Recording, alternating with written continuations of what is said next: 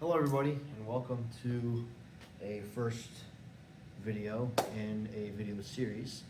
This new series I'm doing basically just explaining to people how cars work. Whether you want to learn how cars work because you want to become a mechanic or because you want to go on a road trip, you want to know what to do, you want to just know how cars work, or you're just starting to learn how to drive and you want to learn about cars before you actually start driving them. Whatever your case, if you want to learn about cars, this is where you come. So I'm making a video series on that. I'll have a couple other videos in a playlist for you on my channel, hopefully, if we can get that figured out. Right now my channel's having a couple problems with the playlist. It won't show videos on my home screen, but it's whatever. So, getting into the video, today we're going to be talking about the main functions of a car, okay? Now, there are three main functions of a car, and you may already know them, but first one would be propulsion, okay? I don't know if I spelled that right, but you know what I mean. And then the second one would be turning. The third one would be stopping, okay? So, we're going to start with propulsion. What propels a car? The engine, okay? And it propels a car through the wheels. And this allows the car, let's pretend this is a car, not a shitty box. Let's pretend it's a shit box. And propulsion can make the car go forward and backward. Okay? So, if we pretend this is a car, okay, you can go forward and backward. That's the main, I would say, the main function of a car, to just go forward and backward. If you didn't have that, you wouldn't have anything. Okay? So that's the most important one, in my opinion. And then you have stopping. Okay? Stopping is going to stop you from going in any direction. And then you have turning, which makes the car go in different directions while going forward or reverse. Okay? So,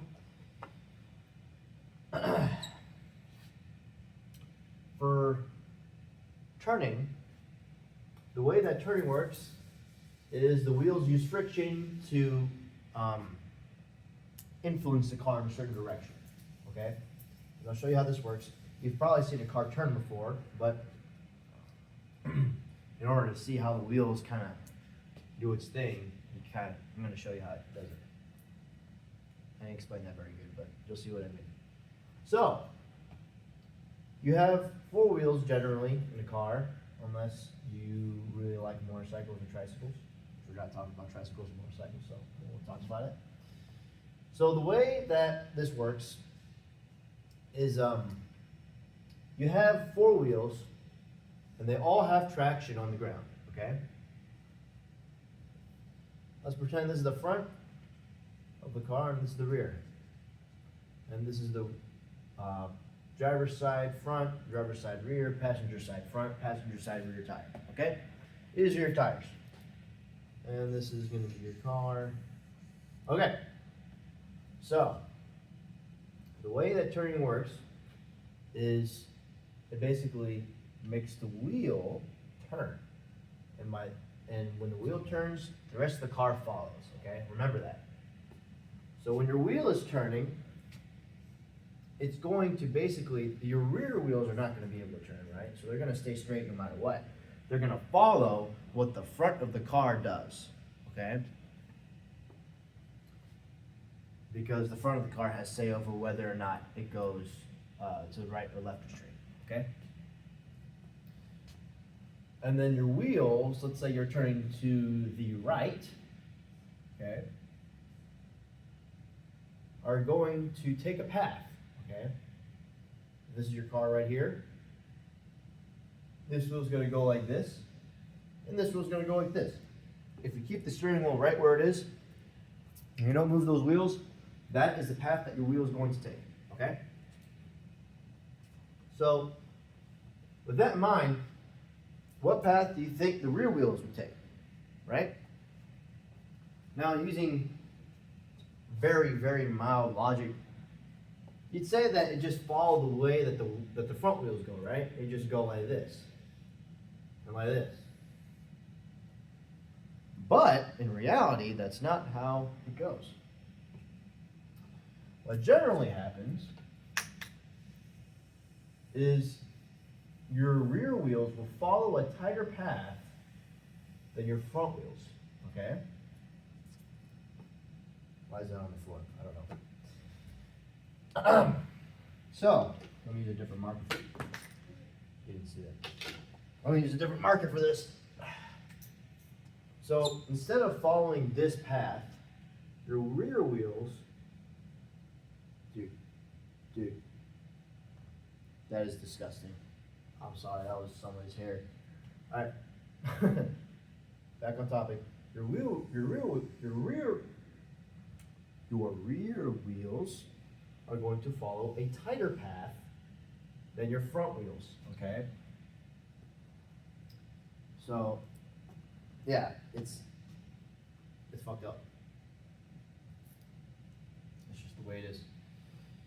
So, that's why when you take a corner, right, if for those of you who do drive, if you take a corner, you're not going to take a corner right at the corner so that the front of your car follows it. You're going to be like right here and you're going to see, oh, like I passed the corner or I'm about to pass it, I'm going to start turning now, because guess where these wheels are going to go? They're going to go over the curb. Okay? So that's a little bit about turning and how the wheels follow the direction of the wheels. Okay. Another thing about turning is that your wheels have contact patches, and basically the friction of the front wheels are going like this, okay? Which will in turn make the front part of the car go in the direction that the contact patch is pointing, okay? And it will basically make this wheel go out and this wheel go not in, but kind of stay where it is, okay? So that's how that works. Okay, enough about turning. Now, we're going to talk about stopping. I'm not going to talk about the stopping mechanism.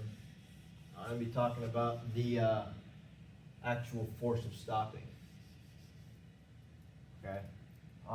Basically, there's a couple of things you need to know about stopping. The first thing you need to know is that stopping can lead to sliding if you don't have a regular car, like a modern one. And that's because stopping works on the wheels, obviously, because the way that the car contacts the ground and is able to have traction is through the wheels, okay? So let's pretend this is a wheel, and this is the floor, okay? Or the ground or whatever. So if you're going forward, okay, and let's say you see like a red light, and you slam on the brakes as hard as you can, and this wheel stops rotating, okay, while it's still moving across the ground, what do you think is going to happen? That's right. The wheel is going to slide across the ground because it doesn't have enough time to stop. Okay? If you immediately stop this rotation while the car is going, Newton's law of motion, I think is what it's called, says that objects in motion stay in motion. Okay? So if the car is going like this, and then you immediately want to try to stop it, it's gonna not want to stop. It's gonna want to keep going forward. It's not gonna slide for the rest of the time, but it's gonna take longer to stop. Rather than you slowly applying the brakes and slowly reducing the rate of rotation on this wheel, which will in turn make you stop better, actually. So, there's that. The second thing you need to know about your brakes, actually, is that your front tires actually do most of the braking when you're braking. Because here's what happens, okay? Let's say this is your car. Okay? When you brake, all of your weight is going to shift up and onto this front wheel.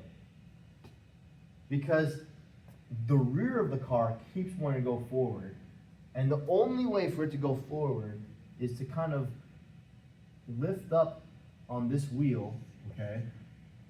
And the front tire kind of gains more of this weight, okay, bearing on it. So the way this works is if you know what suspension is, it's basically a spring in between your car and your wheel, which allows your wheel to move up and down and your car to move up and down relative to the wheel, okay? And the wheel relative to the car. And that's for bumps and stuff. It's pretty basic. So there's that.